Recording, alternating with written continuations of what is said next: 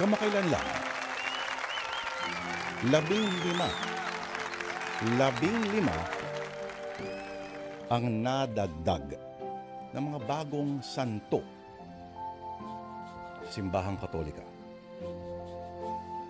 May 2 madre, may 1 misyonaryong pari, 11 mga martir mula Syria na mas pinili pang mamatay kaysa itakwil ang kanilang pananampalataya. At halos lahat sila ay nabuhay noong 1800s. Maliban lamang ang Italianong teenager na si Carlo Acutis, ang tinaguriang first millennial saint. Si Acutis ay isang web developer na binuhos ang talento sa pagpapalaganap ng mabuting mensahe sa makabagong mundo. Si Carlo Acutis ay pumanaw taong 2006 dahil sa sakit na leukemia. Siya ay 15 anyos lamang. Sa panahon ngayon mga kapatid, napakarami ng paraan para tayo maging biyaya sa ating kapwa. At tunay na biyaya sa isang pamilya ang magkaroon ng isang kuya na katulad ng binatang makikilala natin sa kwento natin ngayon. Makikilala natin si Santino, isang kakaibang binata na may malalim na pagtingin sa kondisyon ng lipunan, ngunit may mga praktikal na kilos sa mundo. Napakabuti niyang kapatid at handa siyang magsakripisyo. Pero higit na mas mabuti siyang tao. Pero gaya nating lahat ay may iisang kahinaan ang binatang ito. Kung ano yan, simulan na nating pakinggan dito po sa Sana Lord ang dulang sinulat ni Vincent Manrique at pinamagatang Santo Santino.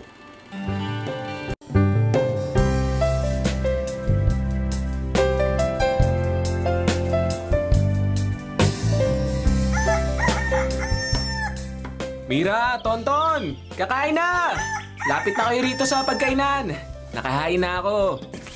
Wow, ang bango ng luto mo, kuya. May naamoy ko sa higaan natin. Ginisang sitaw. Mabango talaga yan kasi may bawang at sibuyas. Hahalimuyak ang amoy hanggang sa kapitbahay.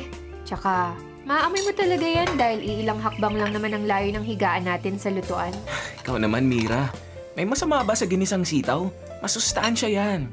Tsaka, ano naman kung malitong tirahan natin? Mas maayos na to kaysa sa kalsada tayo tumira. Wala naman ako sinasabing masama, kuya. In-explain ko lang kay Tonton. Masarap naman ang mga luto mo kahit na puro gulay. Ay, sana makatikim naman tayo ng karne ng baboy o kahit balat lang o kaya chicken skin na malutong. Uy, hindi maganda sa katawan ng karne. Isa pa, mabuti nga at kanin ang agahan natin. Ang iba nga, tinapay lang at kape. Oh, sige na. Magsiupo na nga kayo para makakain na. Papasok pa ako sa trabaho. Kaya rin maganda na para makapasok sa eskwela, ha? Kuya, may babayaran akong project sa school. May bibigay ka ba? Magkano ba yan? 200 piso Ha? Mahal naman. Ano bang project yan? Diorama, kuya. Diorama? Di ba na? Sasabihin ko na lang sa mga kagrupo ko na hindi ako makakapag-ambag. Naku, nagdrama ka pa. O sige na, mamaya iaabot ko bago ako umalis.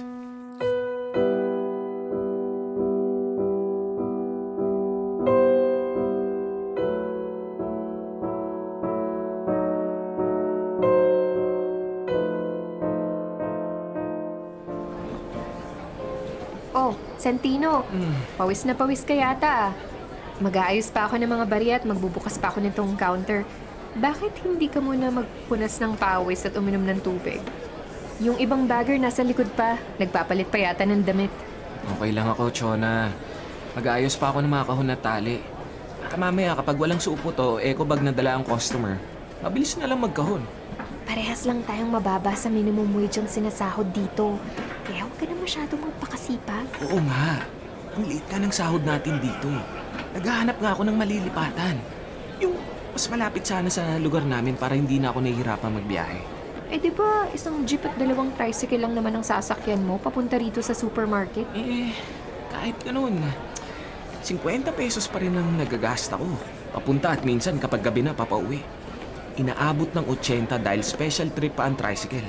Kaya madalas, nilalakad ko ng halang. Ibig sabihin, kanina naglakad ka lang, no? Paano mo nahulaan? Pawisan ka nga eh. Pagkainit-init kaya sa labas. Sayang din kasi ang pamasahe. Mamaya, pag uwi, sumabay ka na lang sa amin ni Jay. Para hindi ka na gumasta. Si Jay naman lagi nagbabayad ng pamasahe kapag kasabay natin siya. Ayos nga no, pero hindi na. Maglalakad na lang ako ulit. Exercise pa.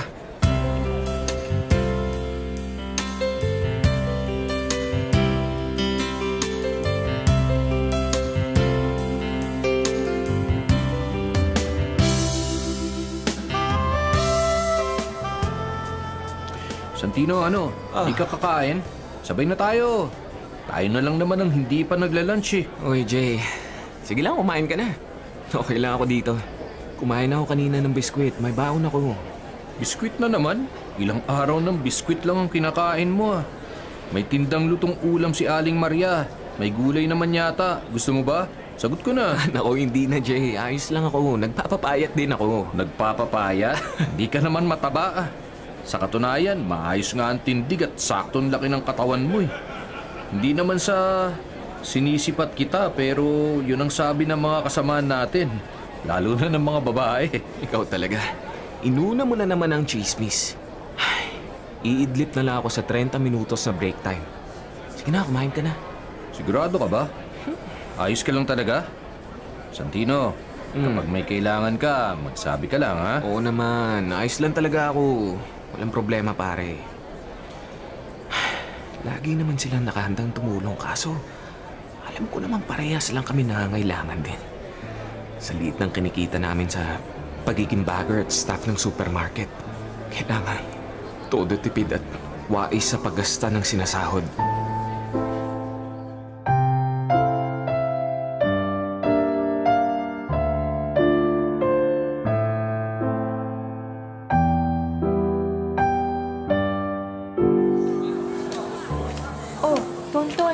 Bakit nandito ka pa?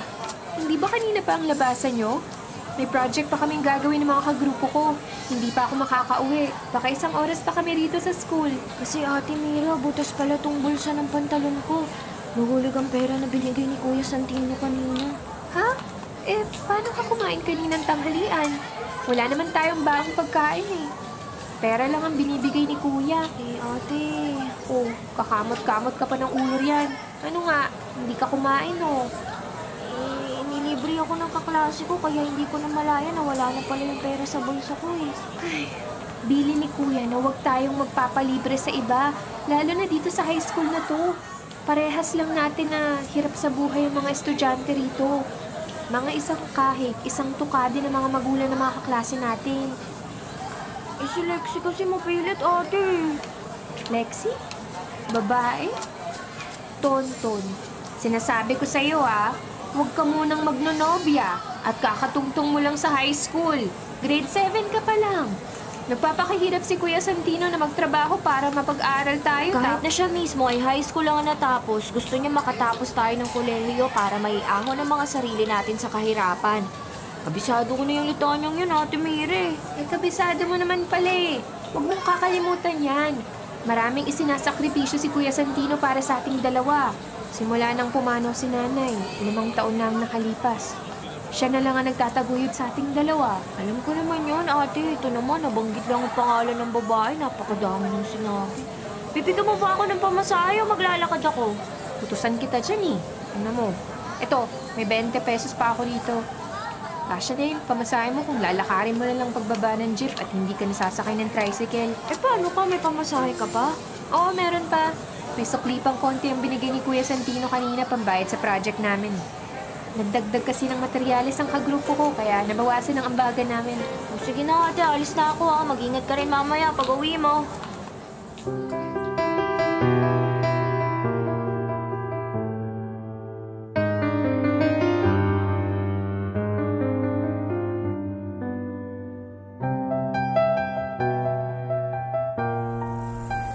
Sige lang. dapat maingit sa ibang renting nakaupo sa mga van na aircon. At sa mga nakasakay sa jeep. Nakaupo nga sila pero usad pagong naman ang andar ng mga sinasakyan nila. Kahit pa halos 2 oras ang nakarang bubunuin ko. Okay na rin to. Mabuti na ang pagpawisan para mas lumakas ang katawan. Kaso, pagod na ako at gutom pa. Makalam na ang sikmura ko. Pakiramdam ko, nanginginig na ang tuhod ko sa gutom. Nakapagsahing na kaya si Mira?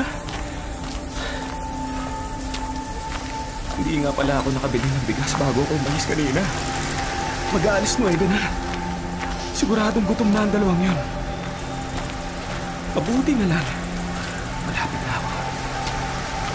Sana bukas pa ang tindahan sa kanto para makautang ako ng bigas at sardinas. Sarado na. Naku po. Sana lang nakita ng mga kapatid ko ang tinapay na nakasiksik sa may lalagyan ng plato. Yun na lang ang pwede nilang kainin. Kaso 2 slice na lang yun. Ako na lang ang walang kakainin. Hindi bale. Matutulog na lang ako pagdating ko ng bahay. Gigising na lang ako ng maaga para makadilihensya sa talipapa ng pagkain para sa almusal. Kahit sa supermarket ako nagtatrabaho. Hindi naman ako makabili ng mga pagkain doon. Kakapusin ang budget namin kapag doon ako namili sa mahal na mga presyo.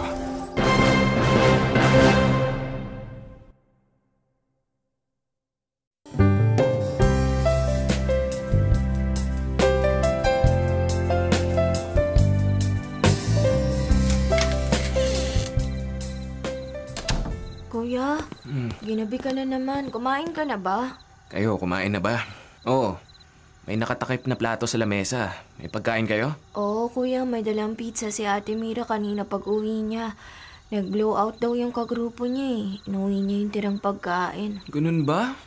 Mabuti naman pala at nakakain na kayo. Tulog na tulog ang ate mo dyan sa maliit na papat. Mabuti at dyan na siya natulog. Mukhang pagod eh. Sumanda lang yan kanina. Sabi nga niya, maglatag na ako rito sa sahig. Kaso paglingon ko, tulog na siya kaya hinayaan ko na lang. Dito ka na lang matulog sa tabi ko, kuya. Oo. Wala namang kaso kung sa banig o sa sahig ako matutulog kasama mo. Kumain ka na muna. Pinagtira ka namin ng 1 slice ng pizza. Siya. Sige, salamat ah. Matulog ka na. Magbibihis lang ako saglit at saka kakain na ako para makatulog na rin. Good night, kuya. Good night, Tonton.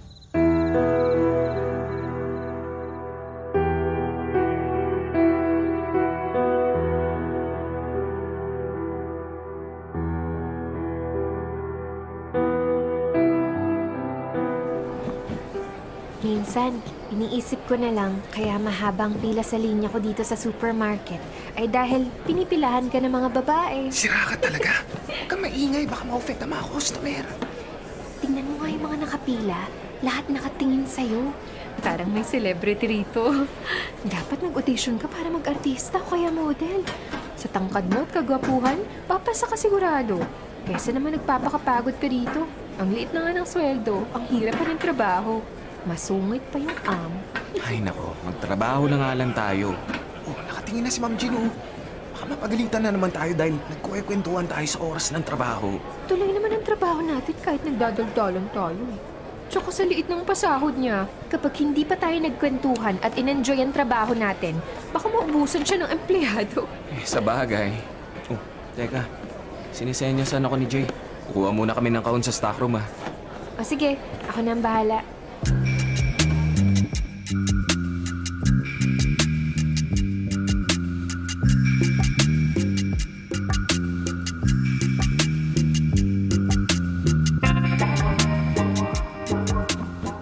Buti tinawag mo ako. Ang daldal na naman ni Chona. Sama na nga ng tingin ni Miss Jean eh. Nakita ko nga na parang namumutla ka na at patingin-tingin ka sa amo natin. At sa madaldal na si Chona. Oo, kasi nawarningan na ako. Kaya dapat mag-focus ako sa trabaho. Si Chona kaya napagsabihan din? Sa tingin ko, napagsabihan din yan. Pero wala namang kay Chona yan. 4 na taon na siya nagtatrabaho rito. Gamay niya ng ugali ng may-ari. Ano ba kasi yung pinag-uusapan niyo? Tinatanong niya kung bakit hindi ako nag-aartista o model. Napansin daw niya maraming nakapila sa linya dahil daw sa ako ang bagger. Oh, bakit nga ba? Sa tangkad mo na yan, hindi ba 6'2" ang height mo? Sakto rin ang laki ng katawan mo. Wala pang kataba-taba ang tiyan mo dahil puro biskwit at tubig lang ang laman. Grabe ka naman. Kumakain naman ako minsan ng kanin, ano? Minsan lang, as in minsan. Madalang pa sa 3 isang buwan kung sumabay ka sa amin kumain ng pananghalian. O ano nga bang dahilan at hindi mo pasukin ng pag-artista? Wala namang oportunidad para magmodelo o mag-artista ako. O kapag meron, susubukan mo nga ba? Baka hindi rin. Bakit naman? Sa'yo ko lang sasabihin to, Jay. Ano yan? Ang nanay ko, pumanaw sa aksidente sa isang set ng isang maliit na pelikula. Extra siya doon. Ha? Ano nangyari? Bakit hindi nyo hininga ng daan nyo sa producer? Nangako noon ng producer na magbibigay ng malaking halaga matapos nila sagutin ang pagpapalibing sa nanay ko. Pero hanggang ngayon, wala namang ibinibigay. Hindi mo hinabol? Ay nako, Jay. Napagod na lang ako kakapunta sa producer dahil sayang ang pamasahe ko pati ang pagod. Pinagpasa Diyos ko na lang.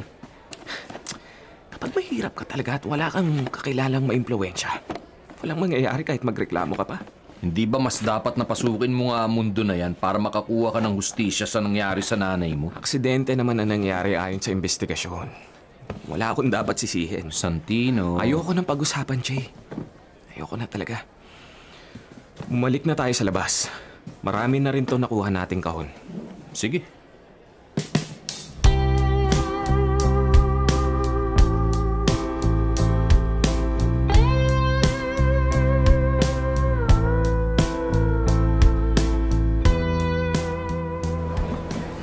Santino, parang kanina pa nakatitig sa'yo yung lalaking yun, oh. Yung nakatayo sa dulo ng pila ng counter na to. Ikaw naman, Jonah. Yan ka na naman. Sino ba dyan? Yung nakapulang polo, maong na pantalon, nakasalamin at mahaba yung buhok na nakatali. Nakita mo na? Hindi ba nakatingin sa'yo? Jonah. Magbabanyo lang ako sandali, ha? Ha? Bigla naman yata. Oo, sige, ayos lang.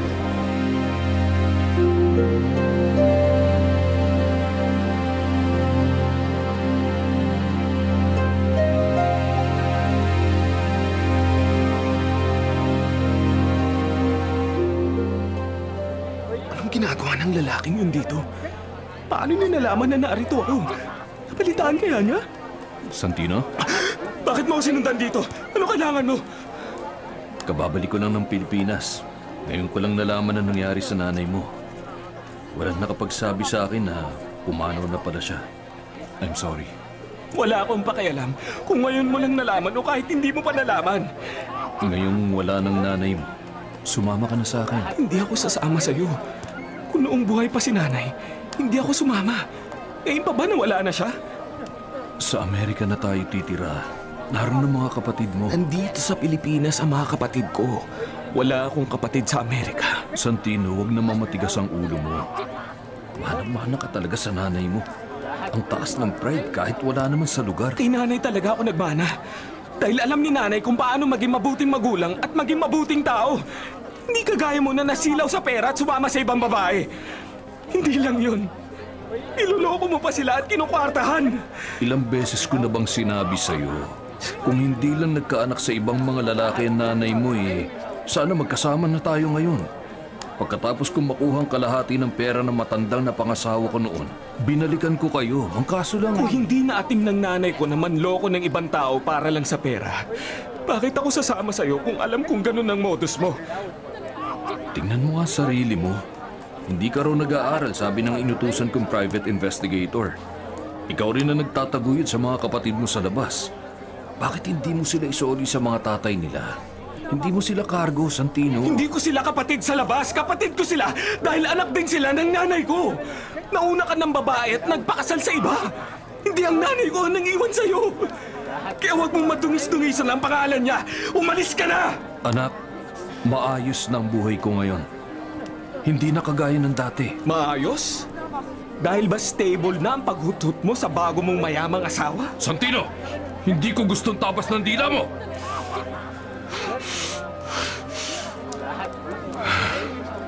Sorry. Napasigaw lang ako kasi Hindi ka nakikinig eh. I'm sorry na naghihirap ka ngayon. Hayaan mo akong bumawi sa'yo, anak. Kung bumalik ka sana nung namatay si nanay, baka napatawad pa kita. 5 taon na ang nakalipas. Kaya ko nang tumayo sa sarili kong mga paa at kaya ko rin itaguyod ang mga kapatid ko na naiwan sa akin ni nanay. Kung hindi ka aalis, ako na lang. Santino! Anak!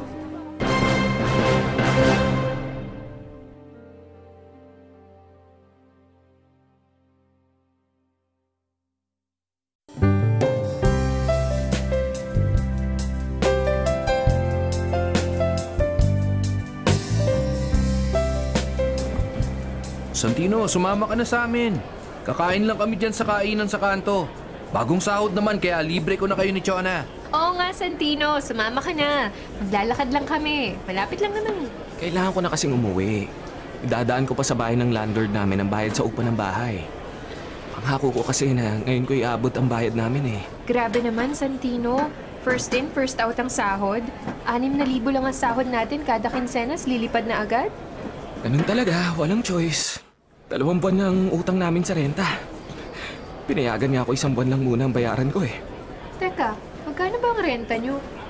4,500. Ha? Ang mahal pala.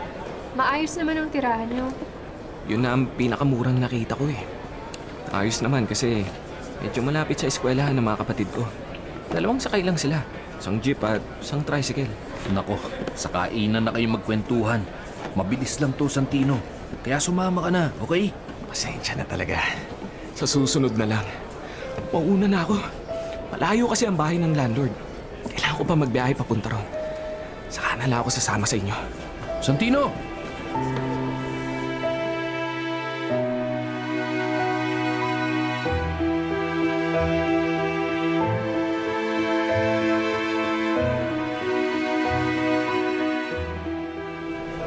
Grabe naman ang rush hour dito sa MRT. Sobrang haba ng pila. 45 minutes na ako nakapila para lang makaakyat sa may bilihan ng ticket. Pagdating sa bilihan ng ticket, pila na naman. Papasok sa platform at para sumakay ng tren, pila ulit. Ay, gabi na ngayon.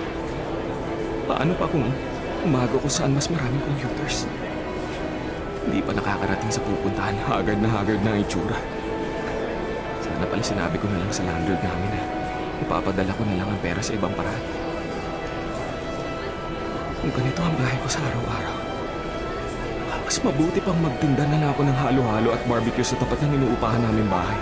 Parang hindi katumbas ng pagod at hirap sa pagbibiyahe ang sasahurin ko sa trabaho kung araw-araw na ganito. Eh ano ba nga namang klaseng kalbaryo ito? Ang hirap mabuhay sa bansang ito ganito.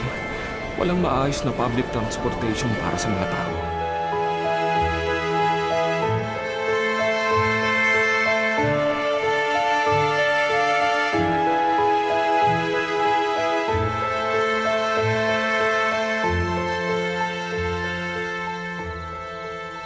Mira, bakit walang ilaw? Nakakandila pa kayo habang kumakain. Ano ba nangyari? Kuya, naputulan yata tayo ng kuryente. May ilaw sa kapitbahay. Napulot ko rin tong disconnection notice kanina sa ilalim ng pintuan pag uwi namin kanina galing eskwela. Oo nga. Nalimutan ko palang bayaran.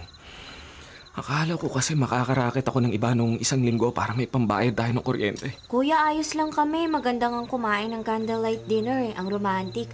Kain ka na rin, kuya. Nagbigay ng spaghetti at lumpiang Shanghai ang kapitbahay. Birthday daw ng anak ni Aling Cristeta. Mabuti na lang may pagkain na. Pansit Canton nga lang tong nadala ko pa uwi. Saka, bigas na isasari. Ayos na yan para bukas, kuya. Umupo ka na rito para makakain ka na rin. Pasensya na kayo ha. Alam ko mahirap ang walang kuryente. Malamok pa naman kapag walang hangin ng electric fan. Bumili ako ng katol kanina.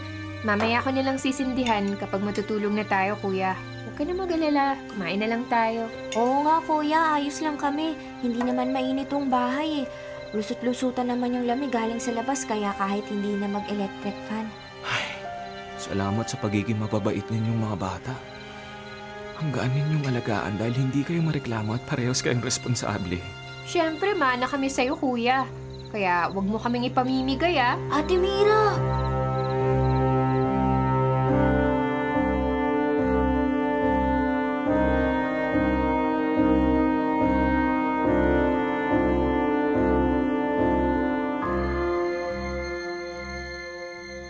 Pamimigay? Anong sinasabi mo, Mira? Wala yun, kuya. Nagbibiro lang si ate. Alam mo naman yan. Sabihin nyo na, ano ba yon? Ate naman kasi, bakit nadulas ka pa? Pinag-usapan na nga natin kanina na hindi natin sasabihin. Sorry, nasabi ko na eh. Paano na yan? Ano ba kasi yon? Sabihin nyo na. Kasi, kuya, may nagpunta kanina rito. Pagdating namin galing ng school. Tatay mo raw siya. Huwag niyong pansinin yan. Wala siyang karapatang puntahan kayo rito o kausapin man lang. Sabi niya kasi, kuya, pabigat daw kami sa'yo. Dapat daw bumalik na kami ni Tonton sa mga tatay namin kasi wala na raw si nanay. Hindi mo raw kami kargo at responsibilidad kasi... Hindi kayo pabigat sa akin! At hindi ko kayo ibibigay sa mga tatay ninyo kahit kunin pa kayo sa akin! Sa akin kayo ibinili ni nanay. Responsibilidad ko kayo dahil ako ang kuya ninyo. Maliwanag ba? Opo, kuya. Huwag na po kayo magalit. Hindi naman kami nakinig ni ate doon sa Trevor na yun eh. Oo nga po. Sorry, kuya. Hindi na nga sana namin sasabihin. Huwag ninyong isipin ang sinabi ng taong yon. Ha? Sige na. Una na kayong kumain. Maliligo lang muna ako. At naglalagkit na ako sa biyahe pa uwi.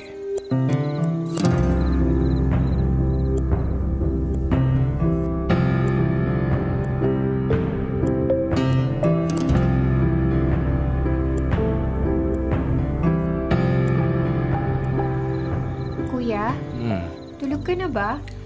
Hindi pa. Bakit ba? Wala naman. Iniisip ko pa rin kasi yung sinabi ng tatay mo eh. Kalimutan mo na yon. Alam ko mahirap ang buhay natin. Hindi ako nakapagtapos ng pag-aaral. High school lang ang natapos ko. Pero, huwag kayong mag-alala. Pag-aaralin ko kayo ni Tonton. Kapag graduate na ako, saka ko naisipin kung paano ko ayusin ang buhay ko. Salamat, kuya, ha? Walang karapatan ng tatay ko na pagsalitaan kayo ng ganon. Kung bakit naman kasi napakabait ng nanay natin. Sobrang kabaitan. Lagi na lang iniiwan ng mga lalaki. Kuya, mahihirapan kang pag-aralin kami. Magsisipag ako. Dadamihan ko pa ang trabaho ko para magkaroon ako ng ekstrang pera. Sa mahal ng bilihin ngayon, kailangan ko ng dagdag na kita para mapagkasya ang sahod ko. Sa lahat ng mga gastusin dito sa bahay. Kuryente, tubig, renta ng bahay, pagkain, at gastusin nyo sa school. Pasensya na talaga, kuya. Dahil tuloy sa amin, nahihirapan ka. Hindi. Wala kang dapat hingin ng sorry. Kaya ko naman. Kailangan lang na magkaroon ako ng maayos na trabaho. Malalagpasin din natin ang lahat ng mga problema. Hindi tayo laging ganito.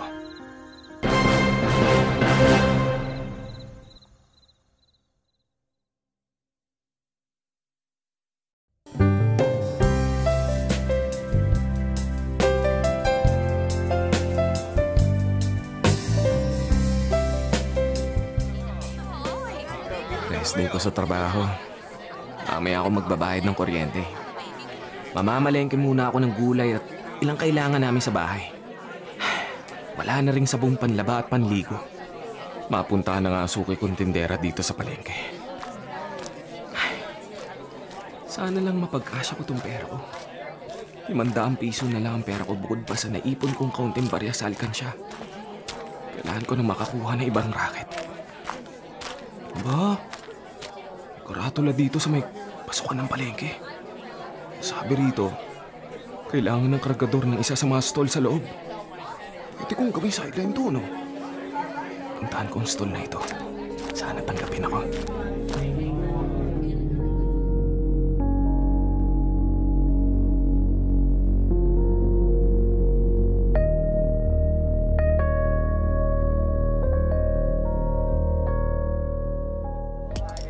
Ayan. Nabayaran ko na ang kuryente namin. Liliwanag na uli sa loob ng bahay namin. At ayos din. Dahil nakarakit ako kanina. Kung susumahin, mas malaki pa ang kinita ko sa pagkakargador kanina kaysa sa bayad sa akin bilang bagger sa supermarket. Uy, Santino! Jay? Ang ginagawa mo rito? Mga soft drinks at beer ba yan dala mo? Dami naman yan ah. O ano, tulungan na kita? Ako na magbibit-bit niyang isang bag. Saan ba ang punta mo? Eto. Salamat. Ang bigat nga. Naparami ang bili ko. May handaan kang pupuntahan ah. Nalimutan mo? Di ba niyaya kita nung isang araw na magpunta sa bahay namin? Kaarawan ko ngayon. May konting salo-salo. Naroon nga sa bahay ngayon si Chona at Michael. Nagkakantahan sila. Ano, sama ka? Happy birthday pala kung ganun. Pero, uwi na kasi ako eh. Eto nga't may dala pa ako mga pinamili kong galing ng palengke kanina. Sus, isang eco bag lang naman yan. Saka mukhang puro gulay lang naman at mga biskwit ang laman ng eco bag mo. Walang mabubulok kung pupunta ka muna sandali sa bahay. Malapit lang dito yun. Isang kanto lang. Hindi na lang siguro. Nako, alam mo magtatampo na talaga ako. Wala naman tayong pasok ngayon eh. Balato mo na lang sa akin ang araw na to. Sumama ka na. Sige na nga. Pero, pabilis lang ako ha. Antay ko ng mga kapatid ko sa bahay eh. Sus, oo naman. Magbalot ka pa ng pagkain para sa mga kapatid mo.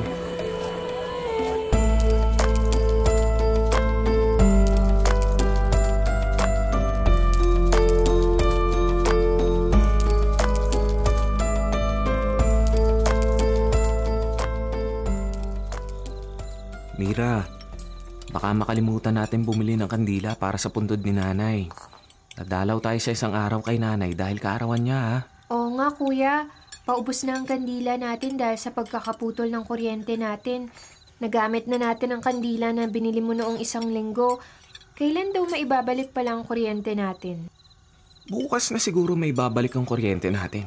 Di ba kayo nahihirapang gumawa ng assignment sa dilim? Okay lang kuya. Sa school naman kami gumagawa ng assignments para pagdating dito okay na eh. Kuya, ang sarap nitong inuwi mong pansit ah. Buti na gustuhan mo.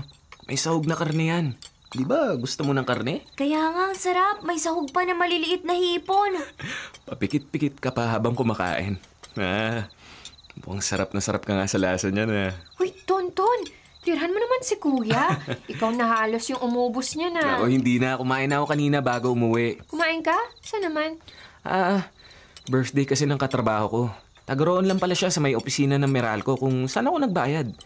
Nakita ko kaya nayaya na para kumain. Buti mababait pala mga katrabaho mo, kuya, no? Oo. Kahit mahirap ang trabaho namin at maliit ang pasahod, maayos naman ang mga kasama ko. O kuya, dahil kumain ka na pala at nakakain na rin kanina ng pansit to si Ate Mira, pwede ko na ba itong ubusin lahat? Oo naman, sige lang, kumain ka lang dyan. Napakasiba mo talaga.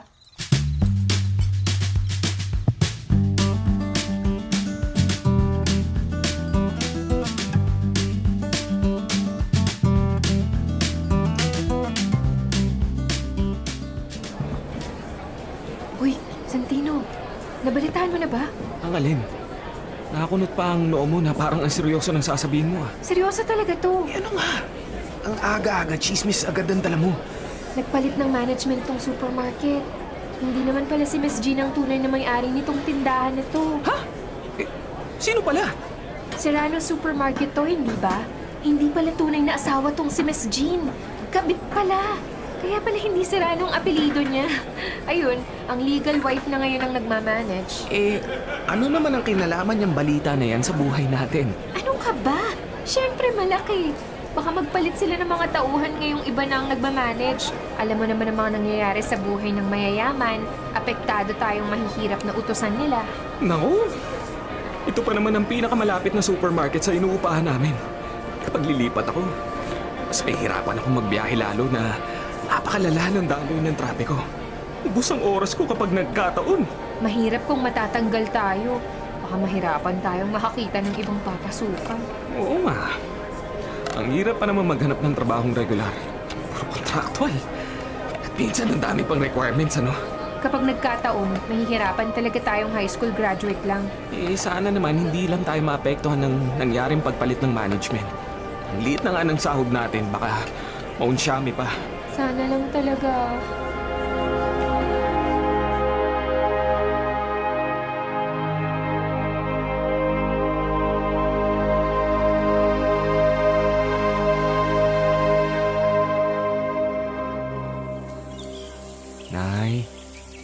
dito kami ni na Tonton at Mira. Maligayang kaarawan, Nay. Uy, Tonton. Ayusin mo na ang kandila at itirik mo na sa nicho. Opo, Kuya. Hello, Nanay. Kumusta ba dyan sa langit? Namimiss na kita, Nay. Pero kahit sobrang miss kita, huwag mo kong dadalawin, ha. Magpahinga lang po kayo dyan. I love you, Nanay. Loko ka talaga. Kung ano-ano sinasabi mo kay Nanay. Nay, ako to si Mira. Yung pinakamaganda mong anak. Paano hindi pinakamaganda? Nag-iisa naman siyang babae. Uy, narinig ko yun ah. Nay, ganyan pa rin sila kahit sa bahay. Bangayan ng bangayan. Mukhang uulan pa yata. Magdasal na tayo para makauwi na at nang hindi na tayo maabutan ng ulan. Papasok pa ako sa trabaho, ha? Nagpaalam lang ako nang malilate ako dahil nga pupunta tayo ng sementeryo. O sige kuya, Tonton, ikaw na mag-lead ng dasal para kay Nanay.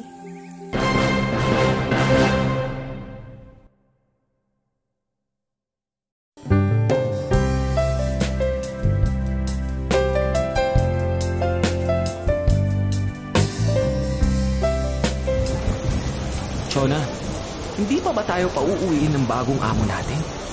Sobrang lakas ng buhos ng ulan. Para sa tapat ng kalsada, oh. Hindi pa nga eh. Tinanong na ni G at Michael kanina kung pwede na tayo magsara dahil halos wala namang namimili simula pa kaninang hapon. Nakasagsagan ng pag-ulan. Nag-aalala kasi ako sa mga kapatid ko. Hindi ko alam kung anong kalagayan nila. O, ba't di mo tawagan? Eh, wala naman kami cellphone o landline. Kakapit bahay mo. Si Aling Choling! Teka, titingnan ko sa wallet ko kung naroon pa ang numero niya. Eto, narito nga sa wallet ko ang papel na pinagsulatan niya dati ng number niya. Chona, meron naman ang cellphone mo. Teka, kukunin ko lang sa locker. Antayin mo ko dito ah. Maraming salamat ha. Babayaran ko na lang ang magagastos na load. Naku, wala yun.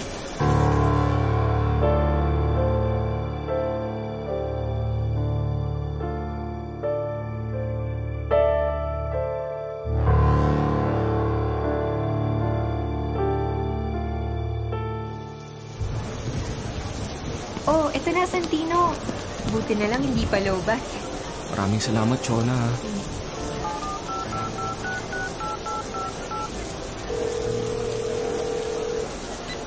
Hello?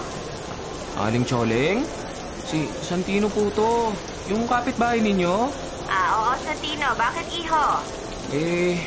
Tatanong ko lang po sana kung kumusta dyan sa atin. Sa trabaho pa kasi ako pero baha na kasi dito sa labas. Naku, wala kami sa bahay. Nagpunta ako sa bahay ng kapatid ko kaninang umaga. Hindi na kami pinabalik sa atin dahil lumakas na ang ulan. May bagyo daw ayon sa Pag-asa. Ay, ganun po ba? Pero napanood ko kanina sa TV na may red rainfall warning na. Siguradong babaha din sa lugar natin kung baha sa ibang lugar. Mataas naman ang bahay namin kaya hindi ako nag-aalala. Kaso ang sa inyo, baka nalubog na. Ay, sige po, salamat na lang. Ingat na lang po kayo, Aling Choling, ha? Oh, sige, iho, pasensya na wala akong maitulong, ha? Wala rin kasing tao sa bahay namin ngayon. Hindi ko rin matanong ang lagay doon ngayon. Pauwi na rin naman ako. 1 oras na lang. Uwian na namin. Sige, mag-ingat ka rin, Santino. O, anong sabi? Wala daw si Aling Choling dun sa lugar namin. Nag-aalala ako lalo dahil red rainfall warning pala. Siguradong babaha. Pwede na raw tayong umuwi.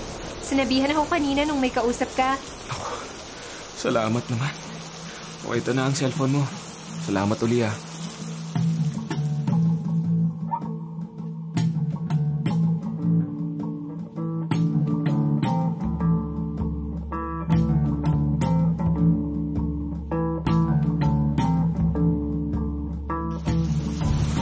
Santino, susugod ka talaga sa ulan at baha.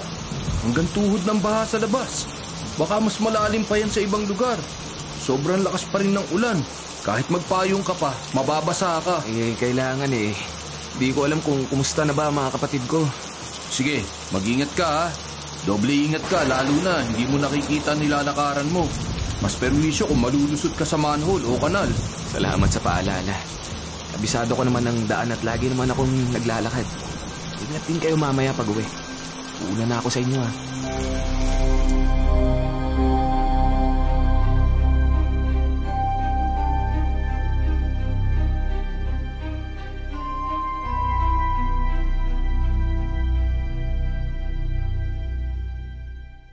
nakatirik na mga sasakyan sa kalsada.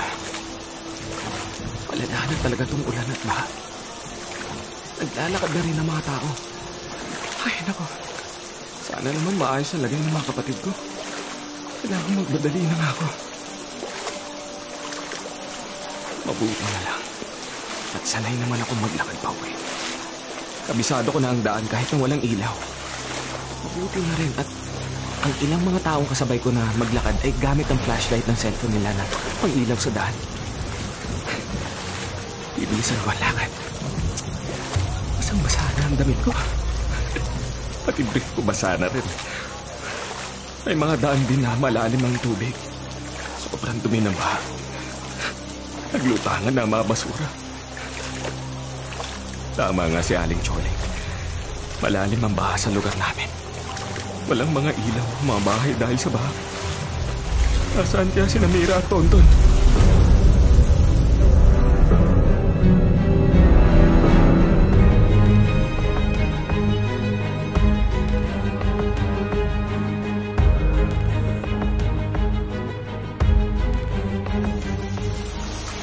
Sa loob ng bahay. Mabuti pa ang mga kapitbahay na nadaanan ko papasok rito. Ang iba ay may second floor silang masisilungan. Ang dilim dito at hanggang bayrang na ang tubig. Nasaan kaya ang mga kapatid ko? Kuya? Kuya Santino! Kuya Santino, nandito kami! Mira! Tonton! Sandali, pupunta ako riyan. Ayan. Ayan, may flashlight naman pala kayo. Buti may ilaw kayong dalawa. Tinipid namin yung battery, kuya. Kaisa-isang flashlight natin to eh. Kuya, basang-basa ka. Sinugod mo yung ulan at baha. Oo. At kayo naman, mabuti at hindi kayo nabasa. Kuya, kasi hindi kami umalis dito sa bahay kahit bumanga na kasi alam namin dito ka babalik at baka hindi mo kami makita kung aalis kami. Ipinatong namin ni Tonton yung mga silya sa papag na higaan natin. Mabuti na lang at magaan lang kaming dalawa. Kaya ng higaan ng bigat naming dalawa habang nakaupo kami sa mga silya. Naipatong na rin namin sa lamesa at dito sa papag ang ibang mga gamit na mababasa nung pataas na yung tubig. Nagsimula kaming magtaas ng gamit nung nasa talampakan pa lang ang baha sa loob ng bahay. Mabuti naman at ligtas kayo kaso kailangan natin lumikas dahil pataas ng pataas ang tubig. Oo nga, kuya eh. Ilang minuto lang ang nakalipas kanina. Hanggang hita lang ang tubig dito. Ngayon, hanggang bewang na. Dumaan ako sa barangay hall kanina kaso walang tao. Hihingi nga sana ako ng tulong dahil baka nga nandito pa kayo. Wala nga nagpunta man lang kanina rito eh. Para magpalikas ng pataas na yung tubig. Mukhang kahit malakas na yung ulan, hindi nila napaghandaan na baka dapat mag-evacuate na yung mga residente. Kukuha na ako ng natitirang sardinas at ilang instant noodles. Lalagay ko rito sa plastic bag. Kumuha ka kahit na t-shirt lang para sa ating tatlo dyan sa katabi mong lagayan ng dami. Sige, kuya. Oh, silid mo rin dito sa dala kong plastic, ha? Saan tayo pupunta, kuya? Habang naglalakad ako papunta rito, nadaanan ako kaninang eskwelahan na may mga pumapasok na tao. Baka doon lumili ka sa mga nasa mas mababang lugar. Kuya, parang mas bumibilis yung pagtaas ng tubig. Nasa dibdib mo na ngayon. Kailangan na nga natin makaalis. Tonton, Mira, halina kayo.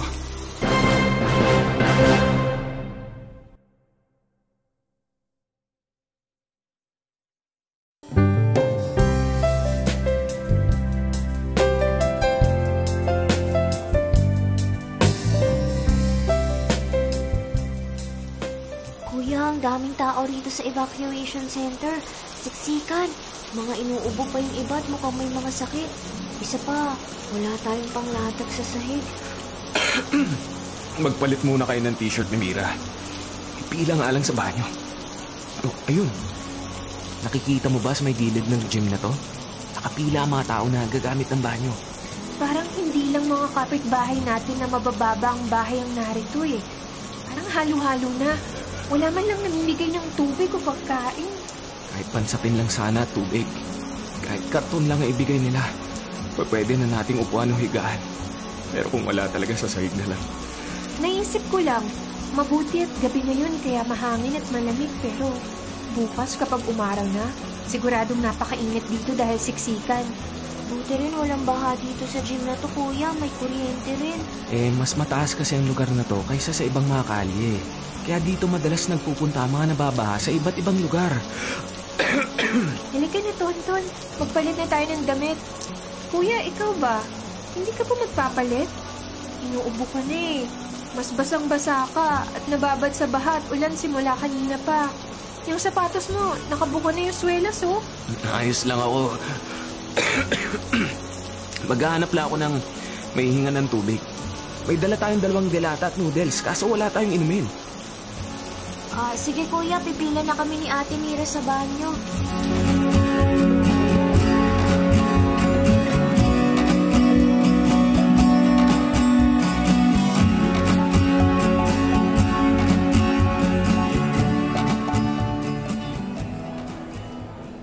O kuya, ano nangyari? May nakausap ka ba't nahinga ng tubig?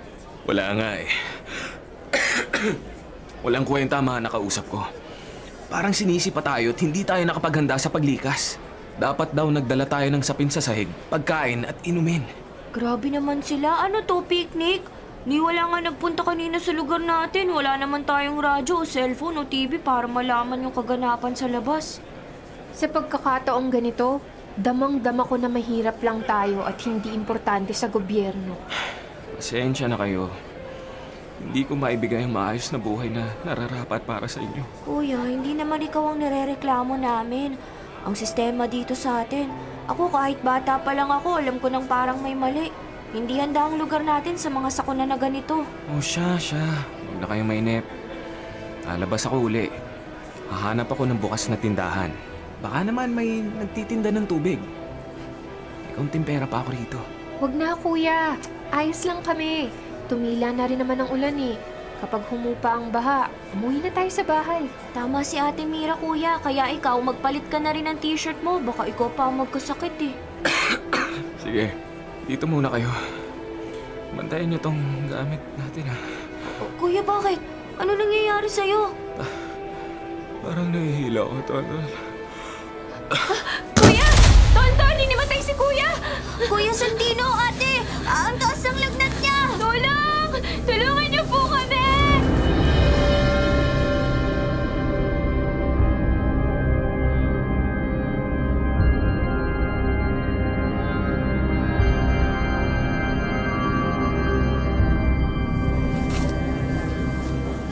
Grabe naman! Walang maaasahan kahit na dito sa ospital. Tayo na nga ang gumawa ng paraan kagabi para madala rito sa pampublikong ospital si Kuya eh. Hanggang ngayon nakapila pa rin tayo at hindi pa rin siya natitignan. Mabuti na lang at nagkamalay din agad si Kuya. Ilang oras na tayo rito, hindi pa rin siya inaasikaso. Napakarami naman kasing pasyente eh. Dito nga lang tayo nakasalampak sa sahig sa gilid ng emergency room. Walang kwenta ang healthcare system ng bansa natin. Parang mas mamamatay pa ang pasyente kung pipila rito eh. Ang taas pa rin ang lagnat ni Kuya. Kahit punasan ko nitong basang t-shirt, hindi bumababa ang lagnat. Umuwi na tayo. Iinom na lang ako ng gamot sa lagnat. Baka pwede na tayong bumalik ng bahay. Mabilis naman humupa ang bahay, basta huwag nang umulan. Sa bahay na tayo umuwi. Wala tayong mapapala rito sa ospital na to. At baka mahawa pa kayo ng mga ibang sakit dito galing sa ibang pasyente. Alalahin niyo na lang ako. Umalis na tayo rito.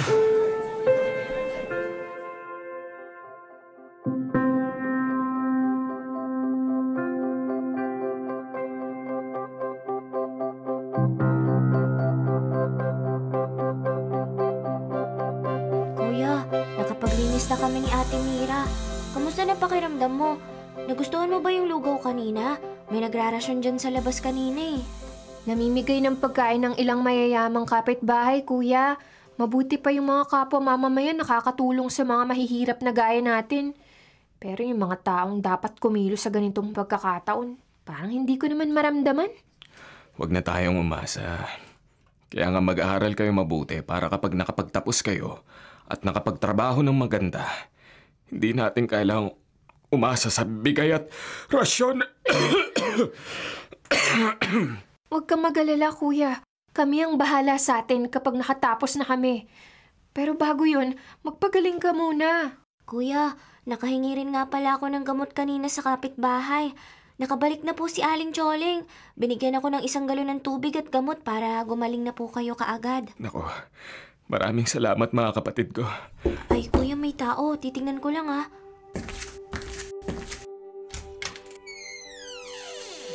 Tuloy po kayo. Kuya, si...